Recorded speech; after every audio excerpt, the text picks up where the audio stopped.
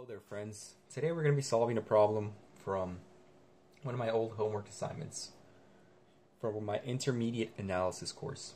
And the problem goes as follows.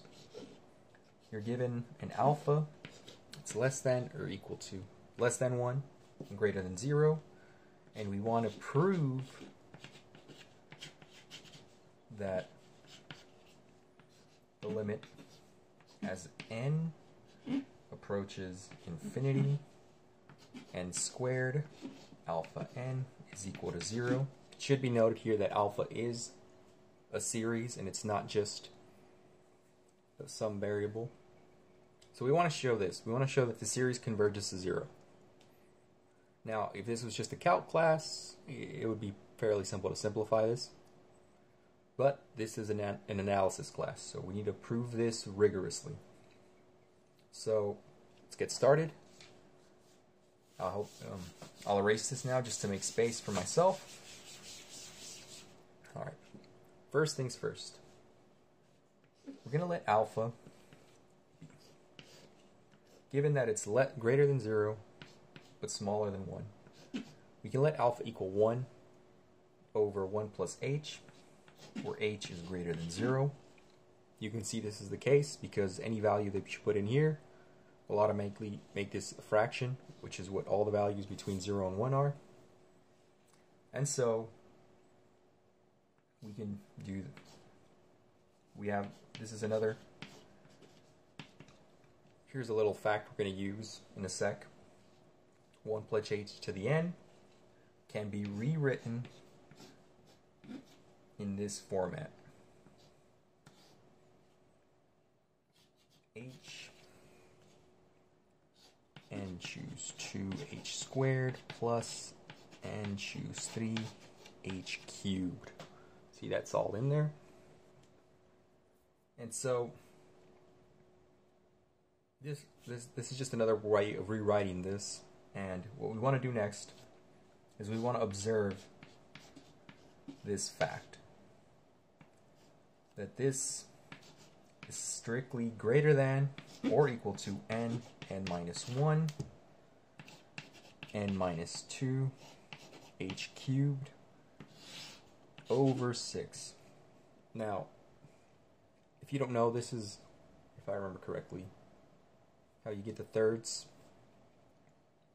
the sum of the third values. So clearly, given that this just represents the first 3, then this is much greater than the entire whole. I should point out that this goes on forever. So, using this fact, we can then write that 1 over 1 plus h to the nth is less than or equal to, so if we invert these two, then this will be less than 6 over n minus 1, n minus 2, h cubed. So we'll keep that in mind for now. Let's erase this. Before I continue forward, I will briefly, for those who don't know what I'm trying to get at, the way you write, the way you would write it in an analysis class, or at least the way it was done in my class, the definition of what it means to converge is given as follows. Given some epsilon greater than 0, there exists an n which is a function of epsilon so that actually an minus l is less than epsilon for all n greater than or equal to n. And if this holds true, we say that a of n converges to L. Of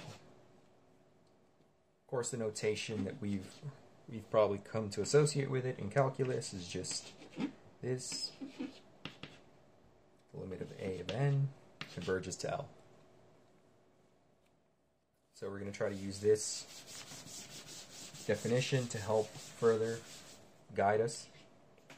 So we were working with this function here, n squared alpha squared. We can rewrite this as n squared over 1 plus h to the n, which we know is strictly less than or equal to 6 n minus 1, n minus 2.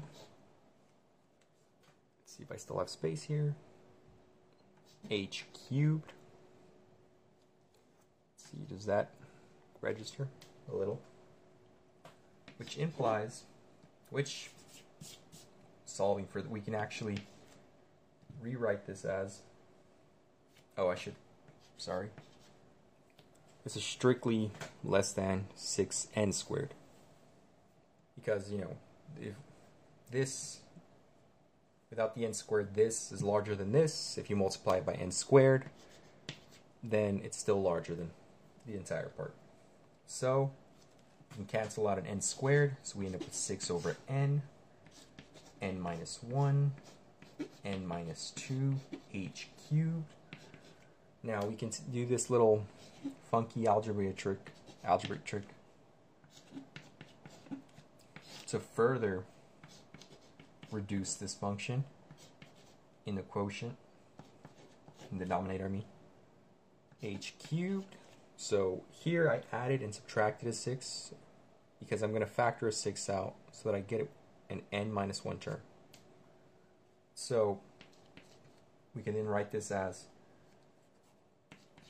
6 n minus 1 plus 6 over n minus 1 n minus 2 h cubed. Now we're going to take this and separate it out into 2 as such. It'll be 6 n minus 2 h cubed plus 6 n minus 1 n minus 2 h cubed. Here you can see I already factored out the n minus 1. We'll remove this. And now we're going to write this inequality down, n minus 2 h cubed. We're going to let this be equal to strictly less than, epsilon over 2.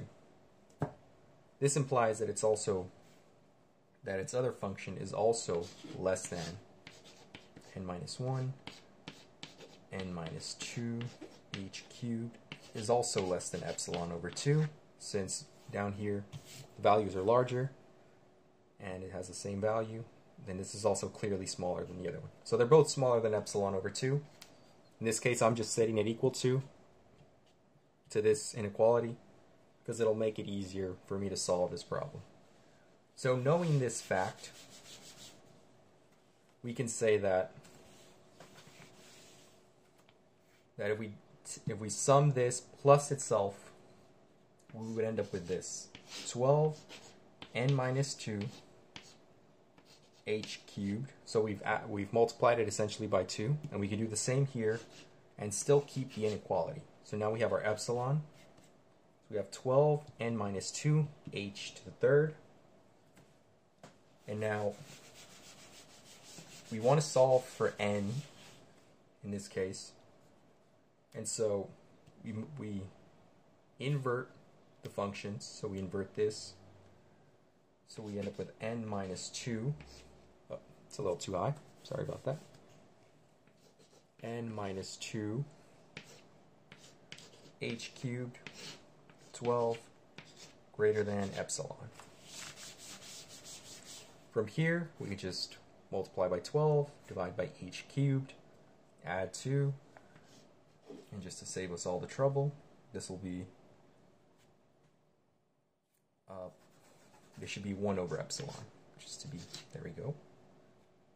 This will be 12 epsilon h cubed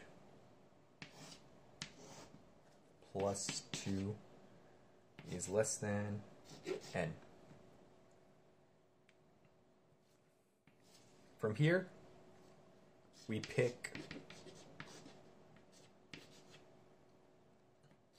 our large N to be greater than this value, 12 epsilon h to the 3, h to the third, plus 2 for all n greater than or equal to n, so that means including this value. Given this, epsilon is greater than 0, and so